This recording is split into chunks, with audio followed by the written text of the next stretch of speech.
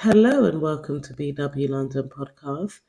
So this is my podcast number 2 where I just get to speak about all things that are on my heart. You can go into the comment section to select particular topics. So today I'm going to start with Rihanna at the Super Bowl. I put a video up of something that expresses my feelings about it on TikTok, and everything I seem to put on TikTok I'm just getting constantly banned. It's very frustrating. I am so tired of TikTok banning my content. We have been silenced. And if you actually paid attention to the necklace that she was wearing, right around her neck, she was actually wearing 2 of them. Now her necklace symbolizes the Knights Templar. That's what her whole performance was a tribute of, was the Knights Templar. Now, for those of you who might not understand who the Knights Templar are, is a Luciferian fraternal order affiliated with Freemasonry. Now, just to give y'all an idea of how high it is on the structure of Freemasonry, as you can see on the York right side, we can see all the way at the top, we have the Order of Knights Templar, right on the same spot as the Scottish Rite 33rd degree Sovereign Grand Inspector General. So we can see that the Knights of Templar is the highest. It's at the highest degree of the York Rite Freemasons. So once again, this was a tribute to the Masonic order. Right, when she was performing, that's why it was in that cross. That was the Knights of Templar cross. Right, and this is why she had that all red on. She had the all red on. She was placed above, and everybody else was in white, showing you the same structure of Freemasonry, them same steps.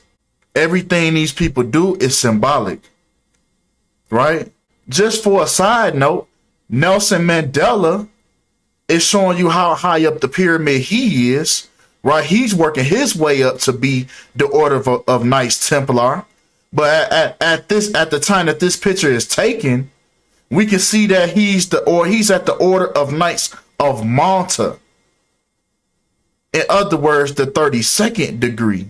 So he's on his way up there. Yeah, he gone. But at the time, he was at the 32nd degree at the least. She even puts on the robe to show her status.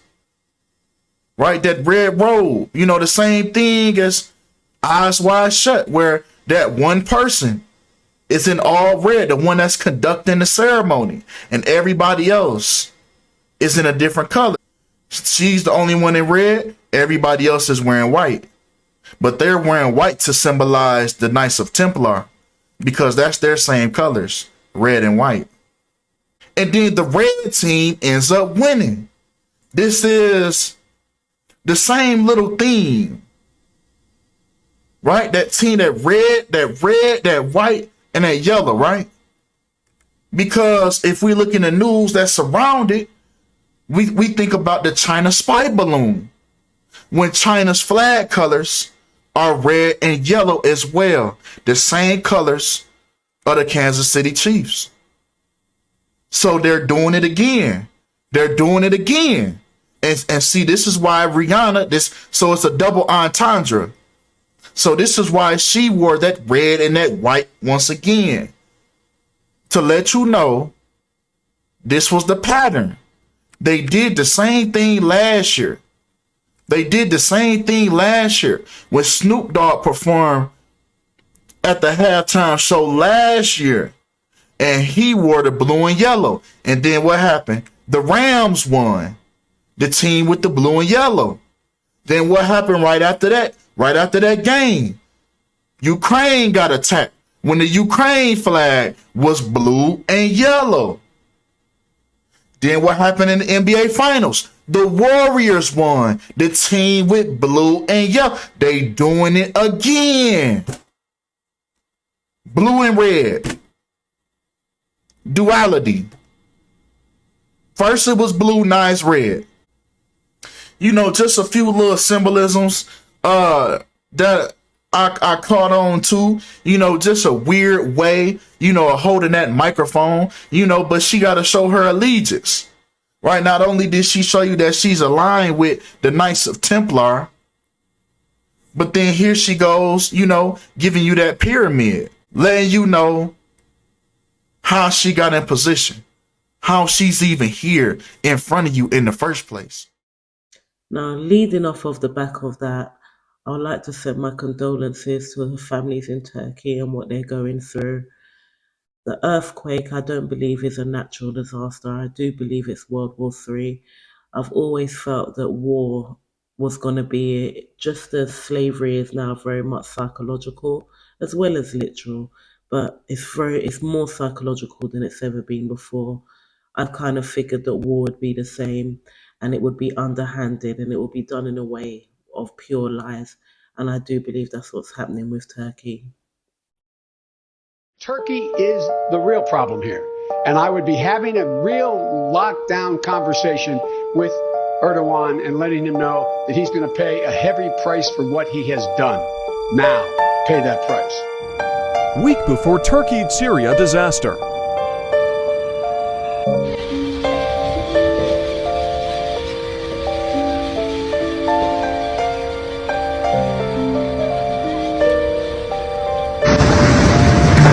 Hard technology in place.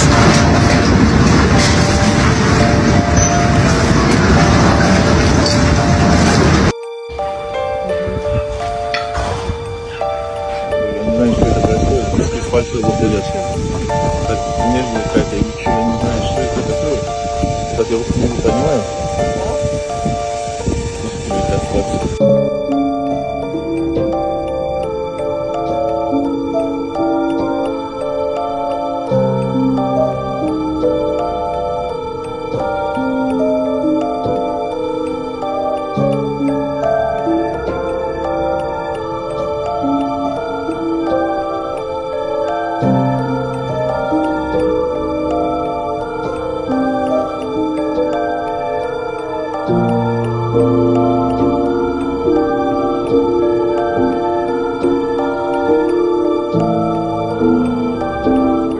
Terror attacks come from? I wonder.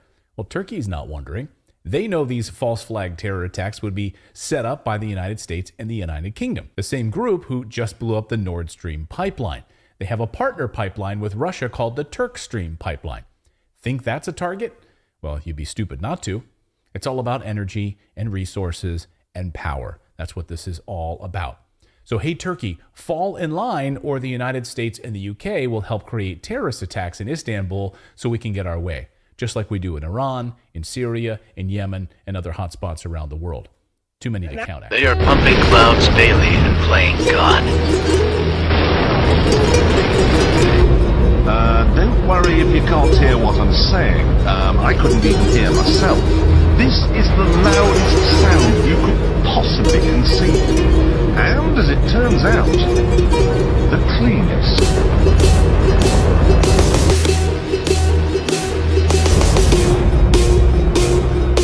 Now, the most amazing thing is that cloud up there, which was generated by the engine, is just a mixture of hydrogen and oxygen. It's water vapor.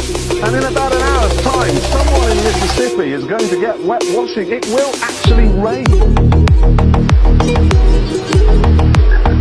I told you! It's raining! That's unbelievable! Oh, NASA's playing God! It's making its own weather!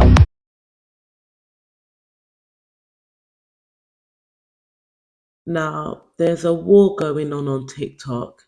I would say it's not thousands of people that seem to be involved in terms of the consumers listening, but it is in a couple of thousands at least.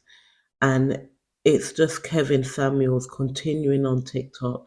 And you've got a number of people that continue his message almost like he is Christ. They are warring against one another. You have black women accusing a number of men of bashing black women, all of the same arguments, but specifically there's a man named Blk Guru who gets my intuition just buzzing. I'm very suspicious of him. He recently, as being a plant really, he was recently in Africa and he was trying to keep on the down low, but he came out that he was there, and I'm pretty certain it was to do voodoo, to take part in some kind of magical rituals in order to up his game and his fame. Whether he's planted by the government, I don't know.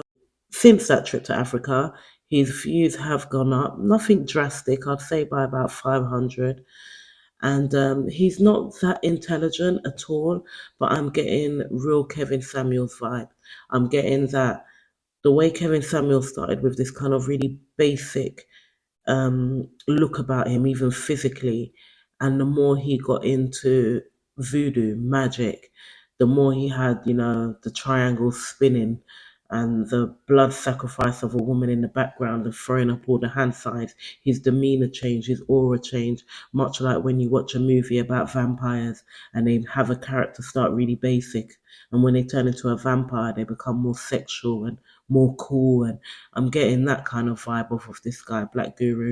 There's more than just him on the platform, TikTok, continuing Kevin Samuels' rhetoric, but he specifically, I don't know, my stomach bubbles up when he's on, and he's on nearly every evening.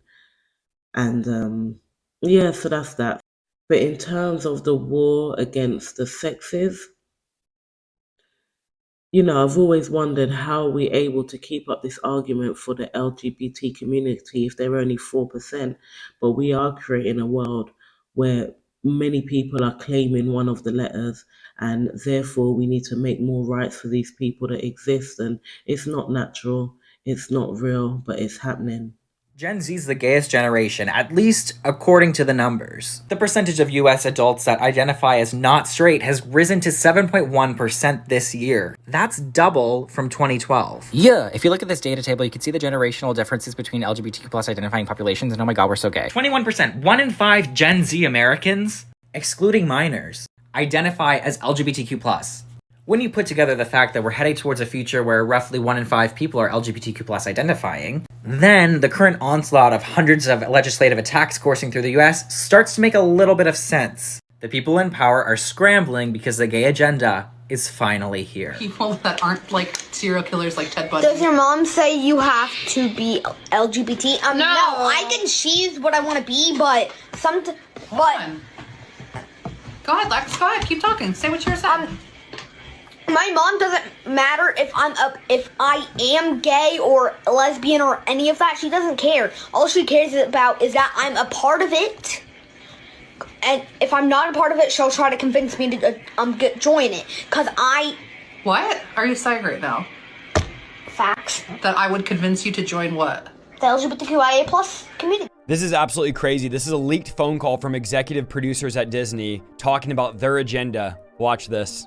Like our leadership over there has been so welcoming to my not at all secret gay agenda, and I don't have to be afraid to let's have these two characters kiss. Let's in the background start. I was just wherever I could, just basically adding queerness to if you see anything queer in the show, I'm proud of them. But I just was no one would stop me, and no one was trying to stop me. I don't understand what's up with this grooming that's happening over at these kid producing shows.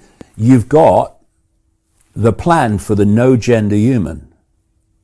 So, how do you prepare people for the no gender human, especially the young who are going to be the adults when this is supposed to be coming in? Somehow a man with a dick can just decide he's a woman and that's it. You have got to treat him as a woman. Or you've got to talk to a single individual in terms of them and they. I'm sorry, that is an assault on the English language. I will not have it, thank you. And so you confuse gender on the way to fusing gender. So I made a video about, I don't know if I called it smart cities, but it was off of Letitia, I think her name is, when she didn't want, we're not allowed to say that name on YouTube. We're so censored right now. But I made a video regarding my feelings about that, and that we are going into a world. I mean, loads of people think the new world order is to come. I believe we're living in it now, because if you were 50 to 100 years ago, our world would already look crazy. The mark of the beast already exists in just how we use chip and pin and so on. But I know we haven't reached the extreme yet where we are all living off a digital system. There is a total one world government, and we all have one world religion, but we are coming really close to that. And I know that a lot of people can feel it because the test was there. Again, I don't think I'm allowed to say the word, but the test was that. Right, so if you want to know what's going on, all you've got to do is go and take a look at the World Economic Forum, the WEF, and their plan, their lovely plan that they have in place for everybody on the plane of existence, because we are useless eaters and they need to keep us under control and get rid of a few of us. Just go and look at Klaus Schwab and his lovely little plan to get you into the position where you own nothing and you'll be happy. Now, what that means, when you look at the plan, they're planning on a living wage for everybody, and for you to have the living wage, you give up all rights to owning your property.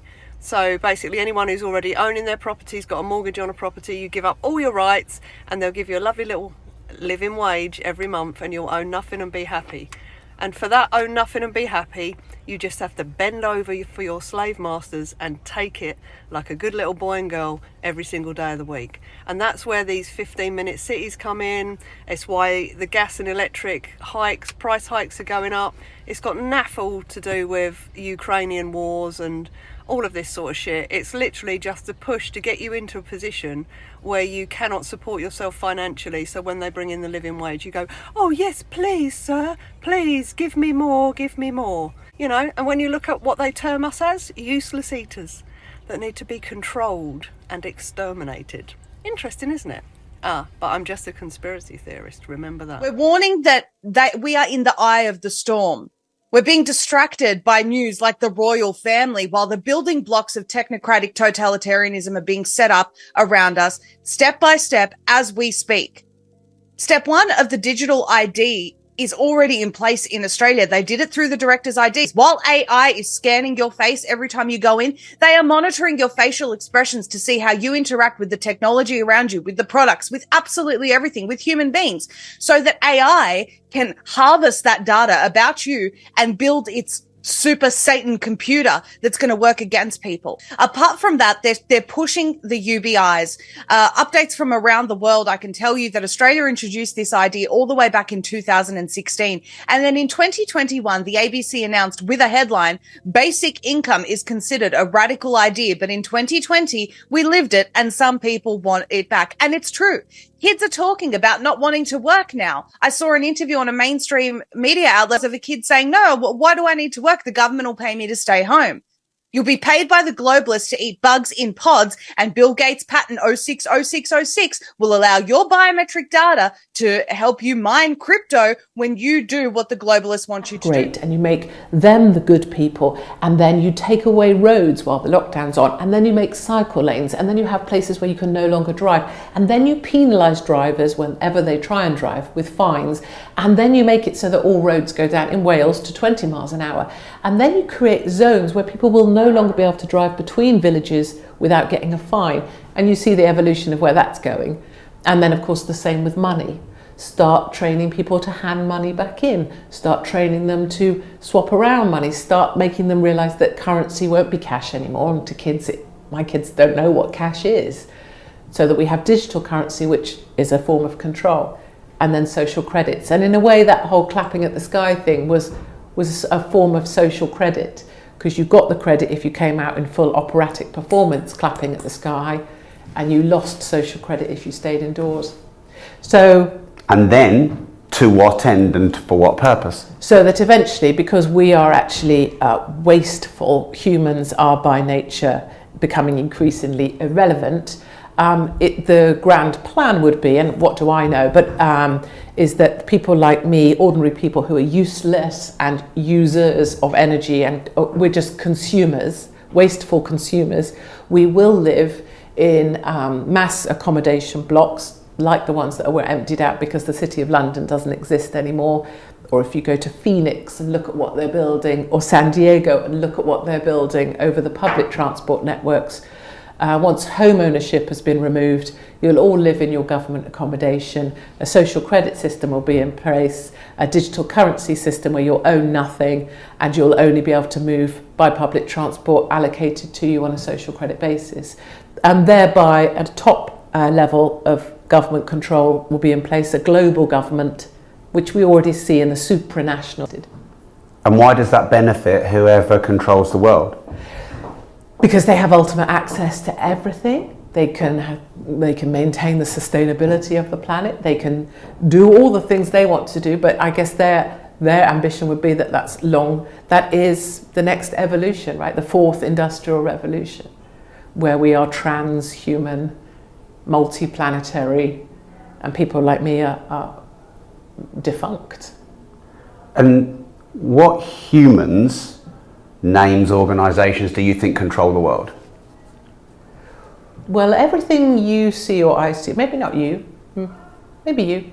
Everything you see is either Google or Apple online. They're two organisations that control all of online, and they control everything that you see online. And so I would say those organisations control the world. And who controls them? I have no idea. Some sort of global forum, World Economic Forum, some small gathering of people who were offered the place at the table.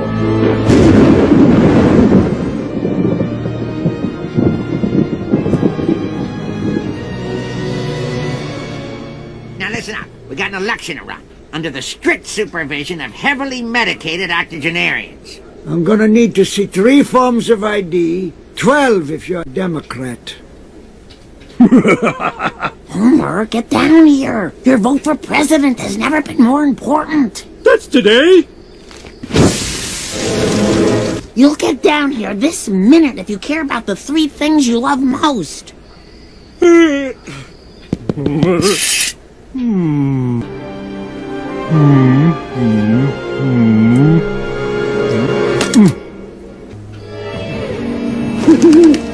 You slept all day? You didn't vote? Hey, how bad could it be?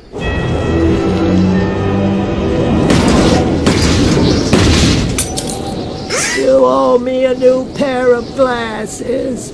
Oh, that's what I get for voting for Kanye.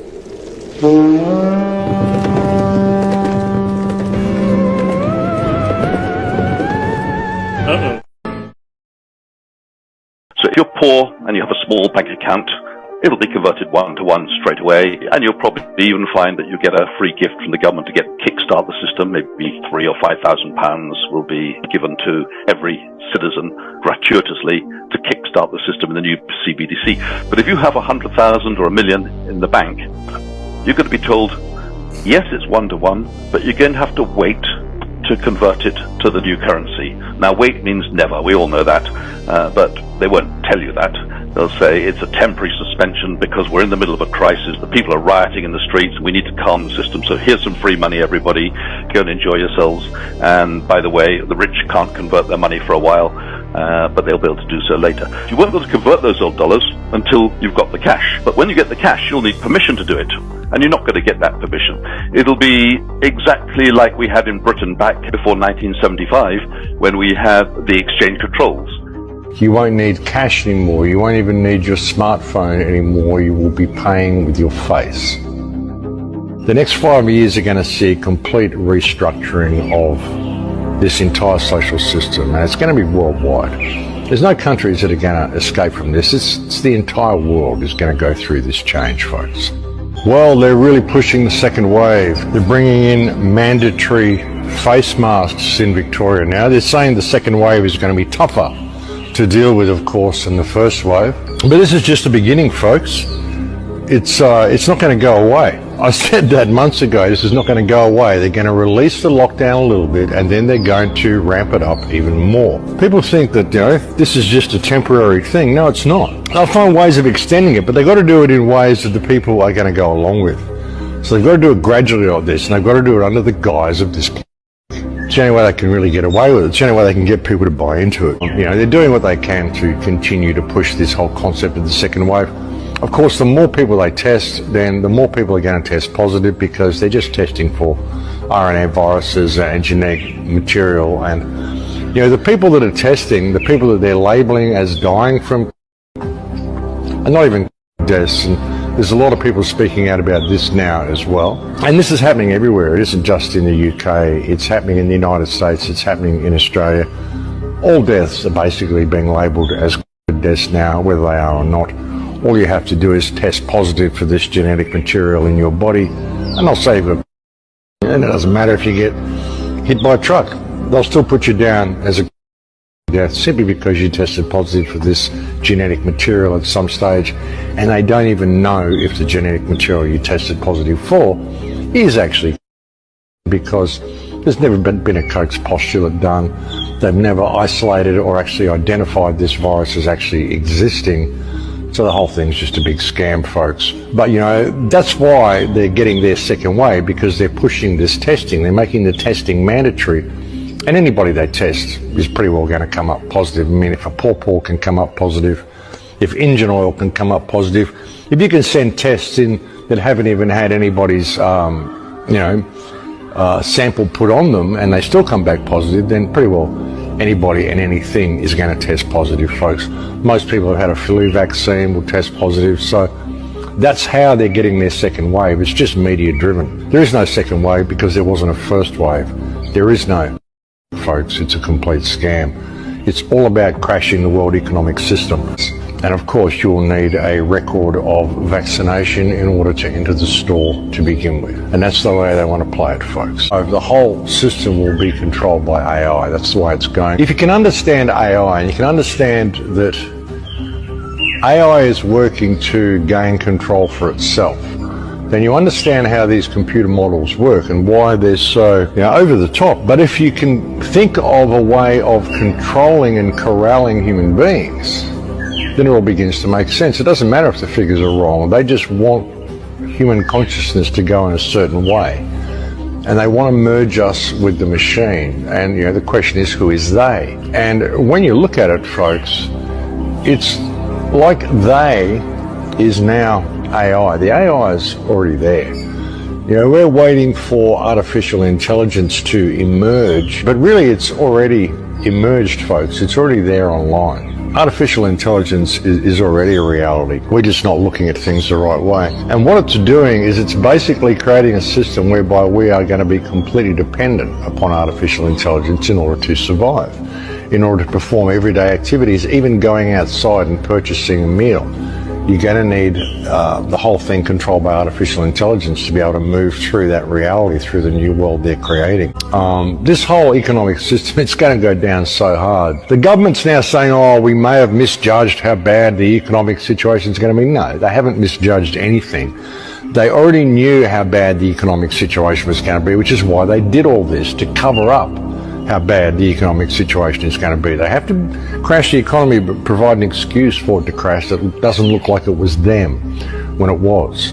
When the internet becomes fully autonomic on its own and it controls things itself, the world is going to change, and our relationship with the internet is going to change. In 2015, we kind of got to the point of no return, the point where we are becoming so dependent upon the internet and so dependent upon electronic systems to manage our everyday affairs that we've kind of crossed that Rubicon, and it's only going to become more and more dependent. We're just going to see a situation where our dependency is increased upon all this technology, and that's going to go up till about 2025 when we're going to be completely dependent upon it. And at that point, the internet itself takes control of things, and then it decides. Becoming digital surveillance precincts with so-called smart city programs being rolled out across the country. Invasive technology such as facial recognition cameras, license plate readers, smart lights, smart poles, smart cars, smart neighbourhoods, smart homes and smart appliances, all connected to wireless networks and communicating with each other. So what's wrong with that? Technology is good, isn't it? All this is for your safety, security and convenience, isn't it? Well, let me tell you, your streets are spying on you, your mobile phone is spying on you, your cities are spying on you, and the infrastructure for future lockdowns is being put into place right now. Don't be fooled. You're being set up to be tracked through your movements and through the future of your digital wallets. By handing over your data, you're handing over the ability to monitor your behaviour, which will soon be turned into a social credit score. And once the central bank digital currencies are in place, you won't get to spend your money without approval. Digital ID will soon become a reality in Australia. Many other countries are already rolling these systems out, countries like Canada, Scotland and many others. Eventually, you won't be able to access any government or public services, and you won't be able to travel across borders or access healthcare or the internet without a digital ID. Think you won't comply? I think you will. The last 2 years were the dress rehearsal and we fell for it hook, line and sinker. Australians are sleepwalking into this technocratic future, and while we're sitting around scratching our chins trying to work out whether this is really happening, Australia is drifting towards a dystopian... An assault on human liberty. Climate lockdowns. Climate lockdown. And we are just numbers to be moved on a graph, really, and that's really, really frightening. Are people really going to comply with this?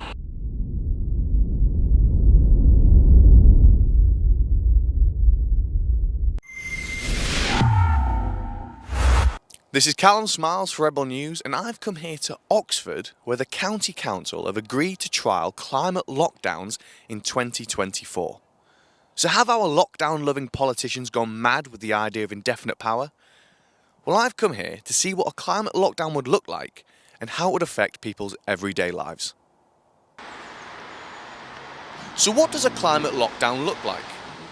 Well, under Oxfordshire County Council's proposals, residents of Oxford will be split up into 6 zones or districts.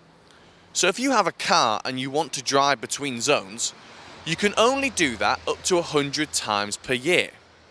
Your car will have to be registered with the council, and if you wish to drive between zones more than 100 times, you'd have to apply for special permission. So if you live in a house where there's more than one car, there's no way to cheat the system. Each house is limited to 100 trips between them. So take a married couple, for example. If they work 2 separate jobs, that's 50 trips each between the newly proposed districts.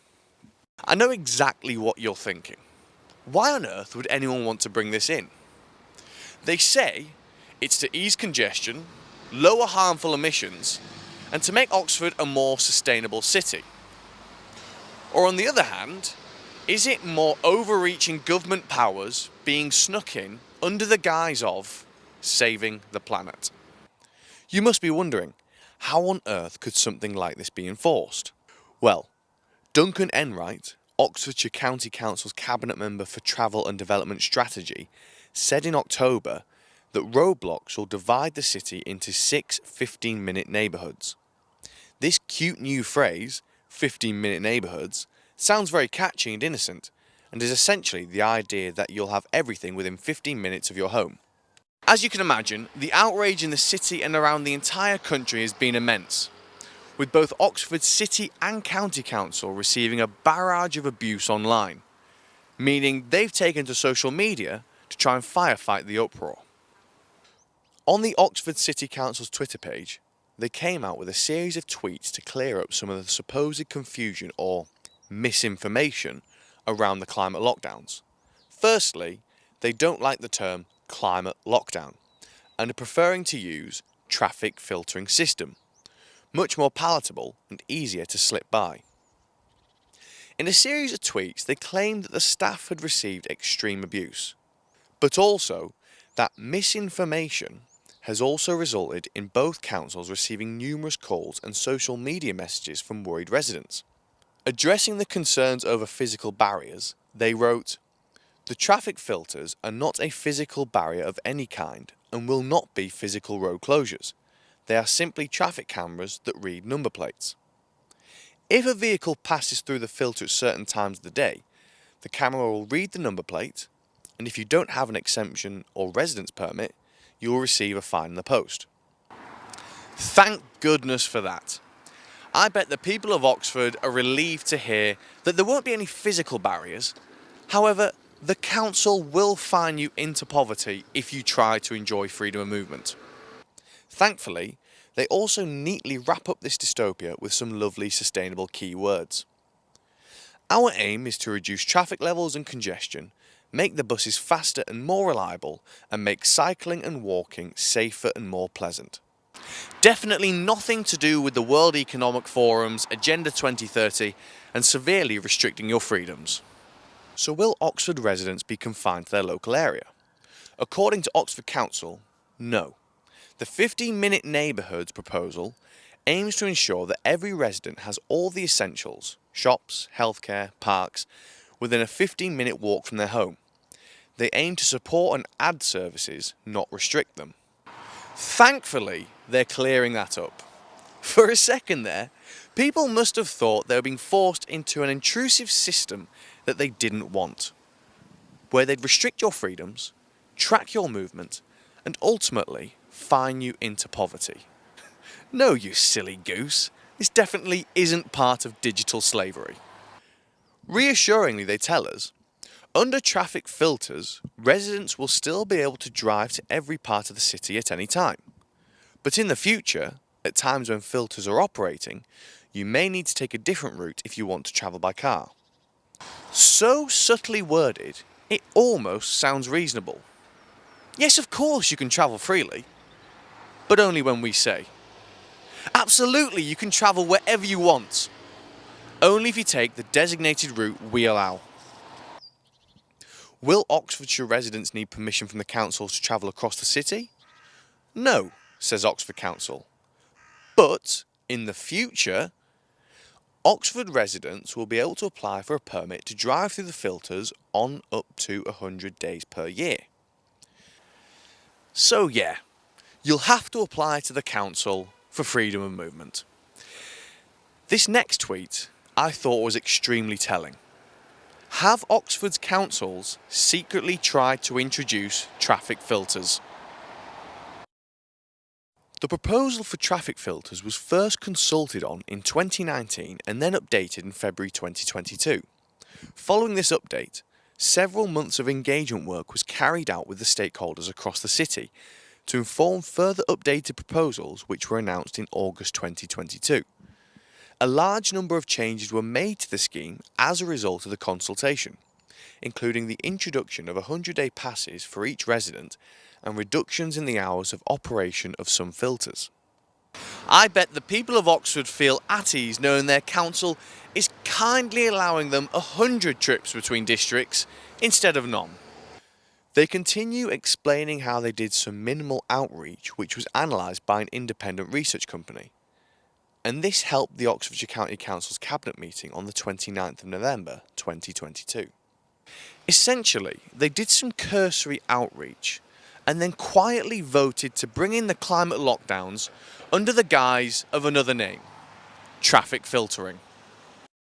They concluded their tweets by saying, the scheme will be introduced as a trial, during which an additional consultation will be carried out to further refine the scheme. A final decision will then be made on whether or not the filters should be made permanent. A decision will be made. A decision not by the people of Oxford, but by the select few lockdown-loving politicians. So why Oxford? Well, it has to be trialled somewhere, and perhaps Oxford was the best candidate city. It has a ring road that they want to encourage people to use, and that's a perfect excuse. Oxford's councils are also being run by global warming fanatics from the Labour Party, the Liberal Democrats and the Green Party. These politicians love the lockdown, so having them indefinitely must sound like a pretty good idea to these lockdown lovers, and what a more noble cause than saving the planet from global warming. There is of course no denying that what we are seeing now is scarily similar to the Agenda 2030 goals as laid out by the World Economic Forum. The tentacles of the World Economic Forum have reached far and wide in parliaments around the world, but are they now reaching as far as Oxford County Council? Even on the World Economic Forum's website, there is a mention of the 15-minute city, and they conveniently have a map making a restricted existence look appealing. Digitally tracked and surveyed, with your freedoms taken away on the whims of a politician. Doesn't appeal to most. But the question is this the framework for the dystopian world the World Economic Forum is striving for? But an even bigger question is, will you comply? If someone had said to you in December that by April, millions of people all over the world would be infected with a mysterious new virus that has no vaccine, you'd think they were talking about a Hollywood script. It's happened so fast, it almost doesn't seem real. A new normal. A new normal. A new normal. A new normal. New normal. The new normal. The new normal. The new normal. The new normal.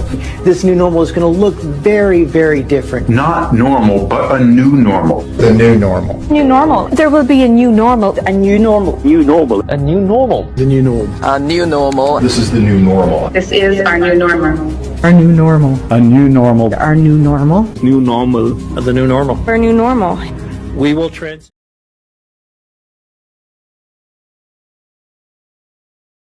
If you aren't aware already, I heavily recommend you have a look into Project Bluebeam. Project Bluebeam was discussed as a conspiracy theory before the 2000s in relation to how they would fake an alien invasion.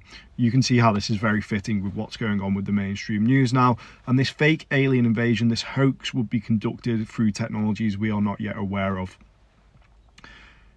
I'm half expecting them to say Nicola Bulley has possibly been abducted by an alien within the next coming weeks. That's how ridiculous this has gone. Alien sightings, UFO sightings, jets being scrambled. This is all another psyop. It's another part of the movie that they're showing us in order to shoehorn us into doing things that we wouldn't normally want to do.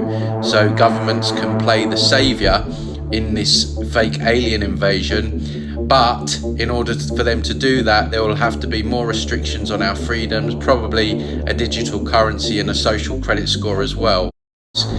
Project Bluebeam, go and research it. This has been known for many years from alternative researchers that they're going to do this. So don't be fooled by all the UFO BS that you're going to see in the next few months.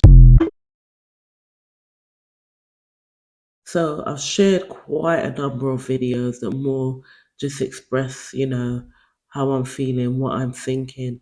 But I've got to be honest, I might draw back on these videos a little bit because I just don't think it's healthy. I really don't. I don't feel like we need to know everything that's going on in the world. I feel like we need to just kind of kick back, look after what matters, stay close to the scriptures, make sure we're looking after our families and looking after one another, because these are really trying times. And during these times, we don't have much control. Prophecy is playing out before our eyes. And I'm not sure if I don't want to incite fear, because that's not godly, it's demonic. I don't want to incite any kind of worry or anything like that. But I ask that anybody who listens to my videos almost not to take it to heart, to stay blessed, to most importantly, read your Bible. People like to say that the Bible isn't real, it's been watered down. The truth is, if you're a true believer, your heart is open in a way that cannot be accessed. So people that are wicked by nature, they can't actually interpret the scriptures the way somebody who God has opened their heart can. So no, I do not believe that it has been watered down fundamentally, because I don't believe people who have a wicked nature even have access to the knowledge that is revealed to somebody with an open spirit and connected to the one true God.